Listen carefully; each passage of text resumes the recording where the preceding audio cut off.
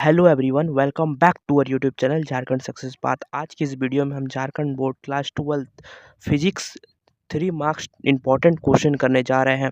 और ये क्वेश्चन आपके एग्ज़ाम में आने की संभावना बहुत ही ज़्यादा है। तो चलिए समय की बर्बादी ना करते हुए हम शुरू करते हैं। इससे पहले अगर आप हमारे चैनल पे नए हैं तो please like share and subscribe, और इसका और भी पार्ट आगे ज़रूर आएगा। तो चलिए शुरू करते हैं आज का पहला question. First question: What are the electric field lines? Mention any two of its properties. क्या पूछा है? What are electric field lines? Mention any two properties. इसका properties बताना।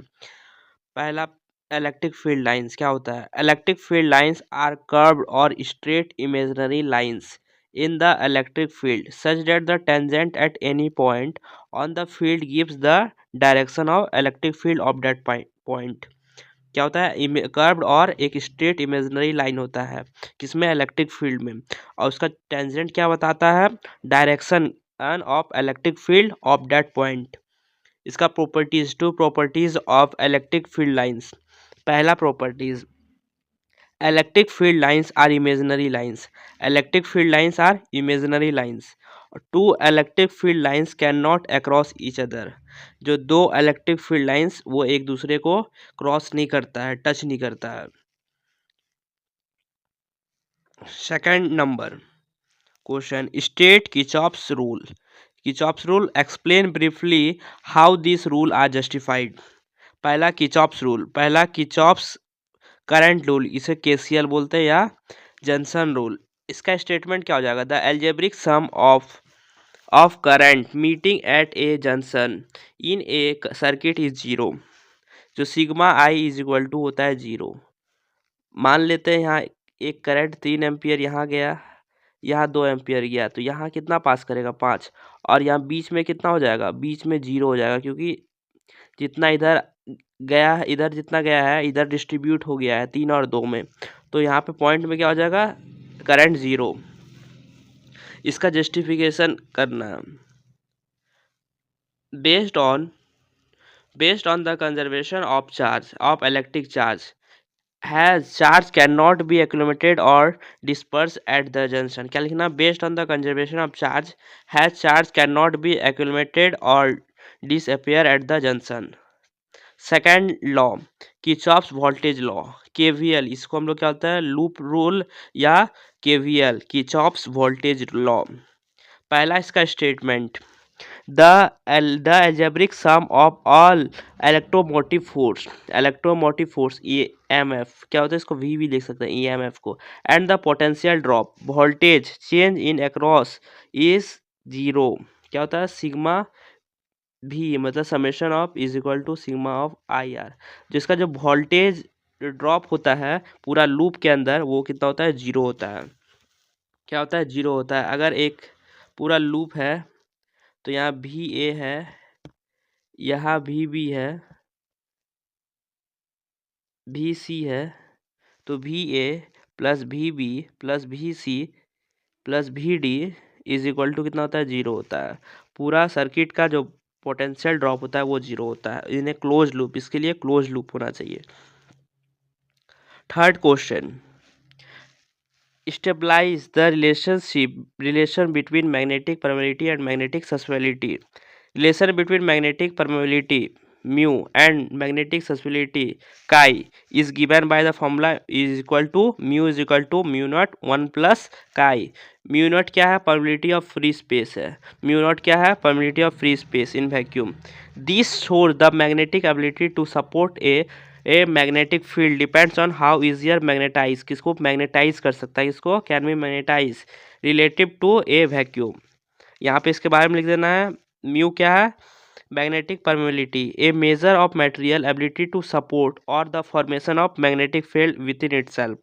और मैग्नेटिक सस्पेबिलिटी क्या है? A measure of how a material becomes magnetise, कैसे एक मटेरियल मैग्नेटाइज हो सकता है in response to an applied magnetic field. हो गया।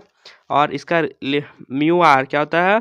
Magnetic permeability, relative permeability, the ratio of mu by mu naught, so the equation are written as mu r R मतलब relative permeability is equal to 1 plus chi, relationship stabilise हो गया।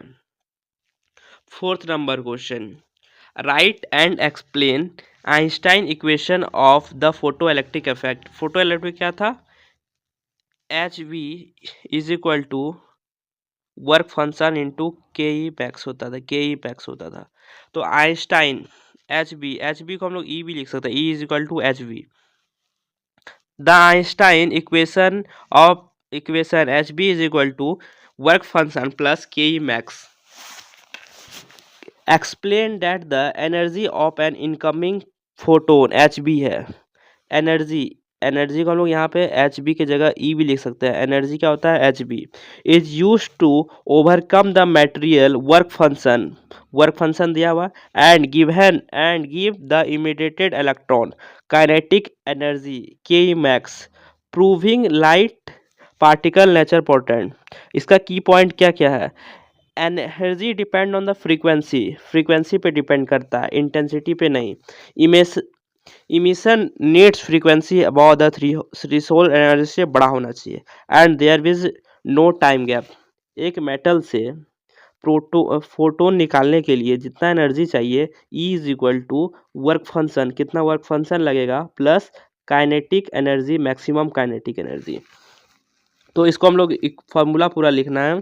The equation explain formula E, यहाँ पे E is equal to E work function plus K E max. ई के जगह H mu लिख सकते हैं, ई के जगह एच म्यू लिख सकते हैं, एच वी लिख सकते हैं।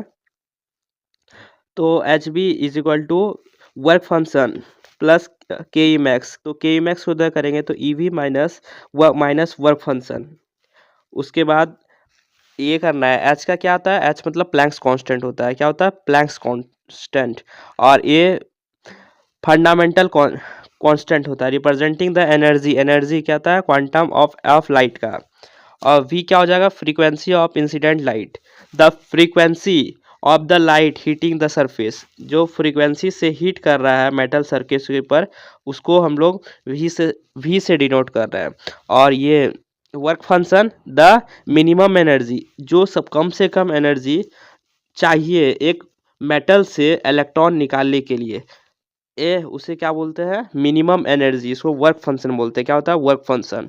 और के ई मैक्स क्या होता है, the maximum energy which the emit electrons move away from the surface, जितना एनर्जी से वो निकल जाए, मैक्सिमम एनर्जी, इतना मैक्सिमम एनर्जी जितना दे कि जो इलेक्ट्रॉन है वो मेटल के सरफेस से निकल जाए, उसे क्या बोलते हैं, maximum kinetic energy.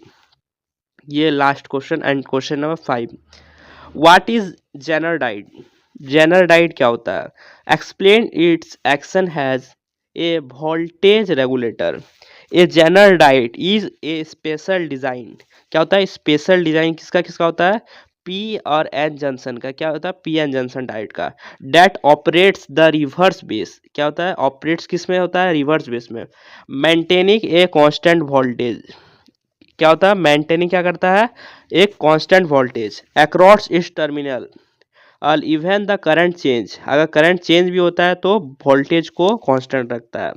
Making it perfect as a voltage regulator, इसको क्या परफेक्ट करता है, परफेक्ट ए वोल्टेज रेगुलेटर। इन रेगुलेटर सर्किट रिवर्स कनेक्टेड, जो रिवर्स कनेक्टेड इन पैरेलल, जो रिवर्स कनेक्टेड होता है वो पैरेलल में होता है विथ लोड के साथ, with a series resistor to a limit current, किसके साथ, एक सीरीज रजिस्टर के साथ कनेक्ट होता है एक लिमिट करंट के लिए।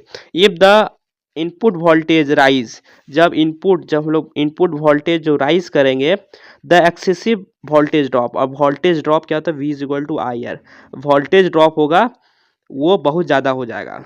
And the zener diode draw the more current, क्या होता है, draw more current and the voltage steady providing a stable DC output. जब ये सब होने लगता है तो जो जेनर डाइट होता है वो मोर मतलब ज़्यादा उत्पन्न करने लगता है करंट।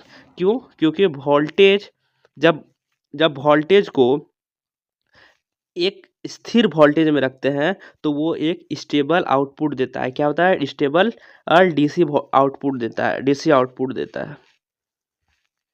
तो इसका ये ग्राफ है, साइमेट्रिकली ग्राफ।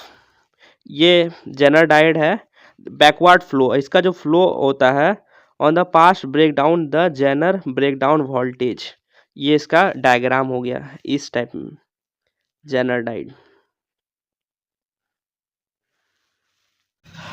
आई होप आपको वीडियो अच्छा लगा तो please like share and subscribe, और अगर आप इसका पीडीएफ डाउनलोड करना चाहते हैं तो आप हमारे टेलीग्राम चैनल से जुड़ सकते हैं। धन्यवाद।